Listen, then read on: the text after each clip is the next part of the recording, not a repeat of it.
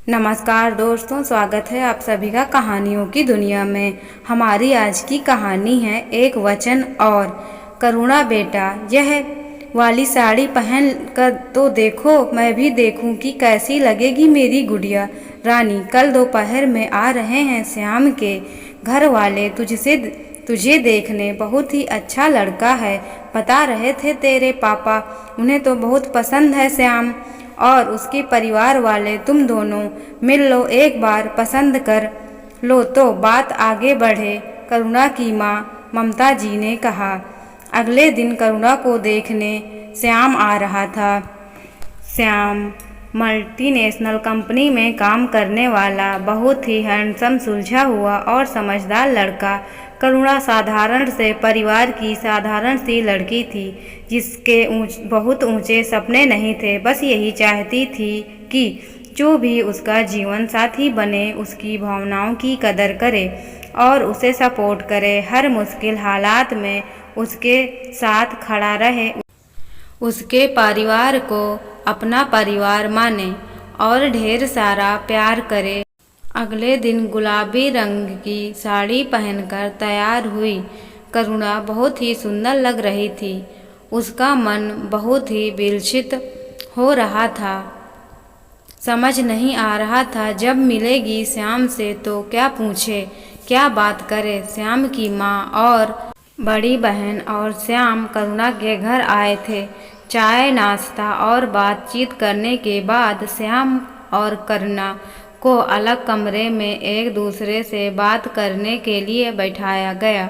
पहली मुलाकात थी तो दोनों ही झिझक महसूस कर रहे थे। एक दूसरे से बात करने में काफ़ी देर तक चुप बैठने के बाद श्याम ने शुरुआत की। हेलो करुणा जी, हम कुछ और बात करें या इस रिश्ते को लेकर कुछ भी सोचें? मैं आपसे कुछ कहना चाहता हूँ। यह तो जानती ही होंगी कि मेरे पिताजी नहीं हैं और बहन की शादी हो चुकी है। मेरे परिवार में मेरी माँ के अलावा मेरा एक भाई भी है, जिसके बारे में आप सबको नहीं बताया गया होगा। वैसे तो मुझसे 2 साल छोटा है, लेकिन बिल्कुल एक बच्चा है जिसकी दिमाग की हालत ठीक नहीं रहती है। मेंटल मिस ऑर्डर है। सबसे ज़्यादा मुझसे जुड़ा हुआ है और मैं भी उसे बहुत प्यार करता हूँ। उसको देखे बिना एक दिन भी नहीं रह सकता। वैसे तो माँ उसे संभाल लेती हैं, लेकिन मेरे साथ वह ज़्यादा कंफर्टेबल महसूस करता है। वो मेरा भाई नहीं, मेरी ज़िंदगी है, मेरी जिम्मेदारी है, मेरी ज़िंदगी का अभिन्न हिस्सा है और किसी भी नए रिश्ते में बंधने के लिए मैं उसे नहीं छोड़ सकता। अगर आपको मैं पसंद हूँ और हमारा रिश्ता आगे बढ़ता है तो शादी में 7 फेरों और 7 वचनों के साथ एक वचन और देना होगा आपको मुझे। करुणा ने बड़े ही सहज भाव से पूछा। कैसा वचन? एक और वचन।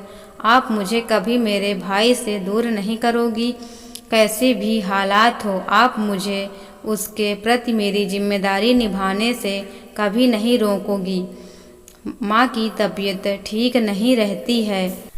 अगर माँ को कुछ होता है तो मेरे अलावा कोई नहीं है उसका। मैं अपनी नई दुनिया बसाने के लिए मैं भाई को नहीं छोड़ पाऊँगा, श्याम ने कहा। करुणा श्याम के अपने भाई के प्रति प्रेम और समर्पण को देखकर उसकी दीवानी हो गई और बोली, श्याम जी, आपने एक बार में अपने मन की सारी बातें कह दी।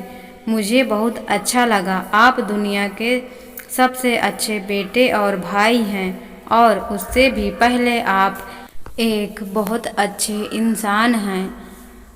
मैं अपने आप को बहुत खुश नसीब समझूंगी आप जैसा हमसफ़र पाकर, और मैं पूरी कोशिश करूंगी आपके कर्तव्य निर्वाह करने में आपका साथ दे सकूं। करुणा की बात सुनकर श्याम बहुत खुश हुआ और दोनों ने अपने घर वालों से शादी के लिए कह दिया। कुछ महीनों बाद करुणा और श्याम ने 7 फेरों और 7 वचनों के साथ एक वचन और लिया और कुर्सी पर बैठे अपने भाई की तरफ देखता मुस्कुरा रहा था। श्याम जैसा इंसान को पति के रूप पाकर करुणा बहुत खुश थी और मन ही मन ईश्वर को धन्यवाद दे रही थी।